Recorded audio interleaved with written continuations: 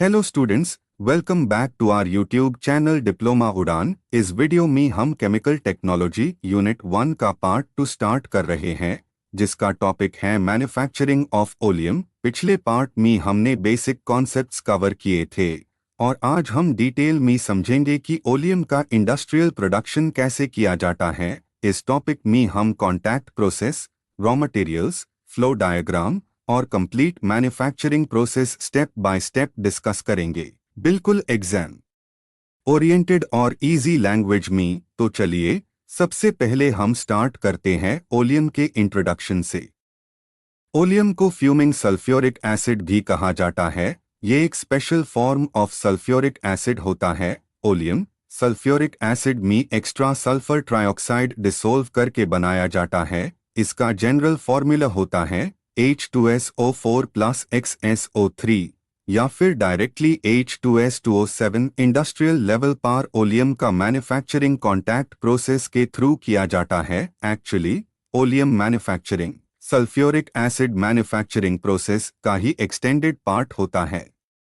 Oleum को अलग से प्रिपेयर इसलिए किया जाता है क्योंकि इसका इंडस्ट्रियल इंपॉर्टेंस काफ़ी ज़्यादा होता है। अब एक इम्पॉर्टेंट पॉइंट समझना ज़रूरी है, SO3 को डायरेक्टली वाटर में एब्जॉर्ब नहीं किया जाता क्योंकि इसे एसिड मिस्ट बनती है और प्रोसेस की एफिशिएंसी कम हो जाती है। इसलिए SO3 को कॉन्सेंट्रेटेड सल्फ्यूरिक एसिड में एब्जॉर्ब किया जाता है, जिसे ओलियम फॉर्म होता है। ओलियम का use mainly high concentration sulphuric acid बनाने, नाइट्रेशन रिएक्शंस, एक्सप्लोसिव्स और डाई इंडस्ट्रीज में किया जाता है। इसी वजह से केमिकल इंडस्ट्रीज में ओलियम का बहुत ज्यादा इंपॉर्टेंस होता है।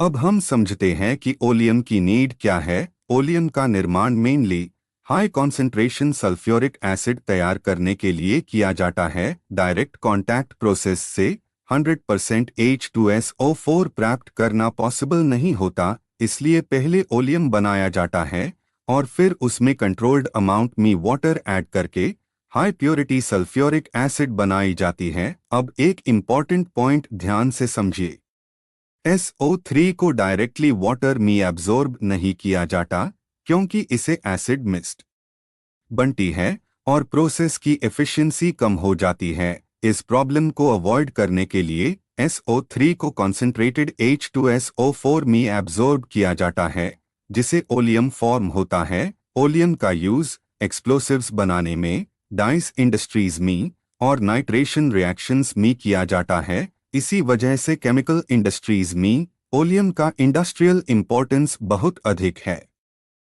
अब हम बात करते हैं ओलियम के मैन्युफैक्चरिंग में यूज होने वाले रॉ मटेरियल्स की। ओलियम के निर्माण के लिए निम्नलिखित रॉ मटेरियल्स की आवश्यकता होती है। सबसे पहला रॉ मटेरियल है सल्फर, सिंबल S। सल्फर का यूज SO2 गैस बनाने के लिए किया जाता है। जब सल्फर को ड्राई एयर के साथ बर्न किया जाता है तो SO2 फॉर्म होता है। दूसरा रॉ मटेरियल है ड्राई एयर, जिसमें मेन कंपोनेंट होता है O2 यानी ऑक्सीजन।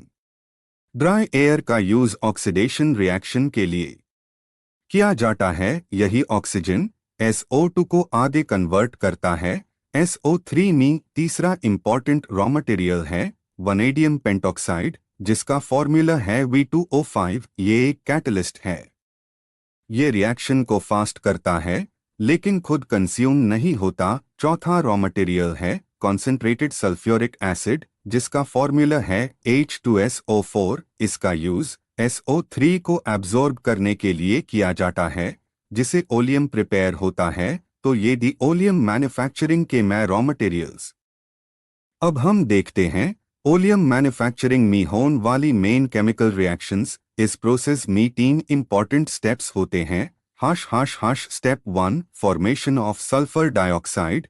सबसे पहले सल्फर को ऑक्सीजन के साथ बर्न किया जाता है। रिएक्शन को हम इस तरह बोलेंगे S+O2 गिव्स SO2, यानी सल्फर रिएक्ट करता है ऑक्सीजन से और सल्फर डाइऑक्साइड गैस बनती है।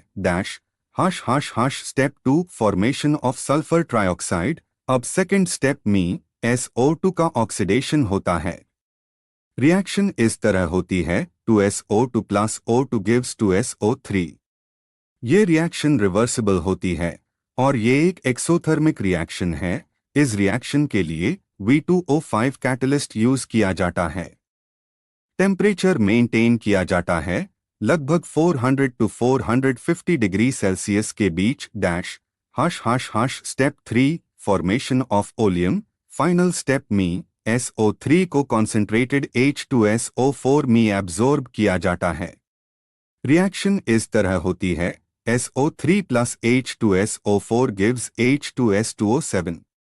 ये जो H2S2O7 है इसी को हम ओलियम कहते हैं। तो ये थी ओलियम मैन्युफैक्चरिंग की मेन केमिकल रिएक्शंस जो कॉन्टैक्ट प्रोसेस का इंपॉर्टेंट पार्ट है।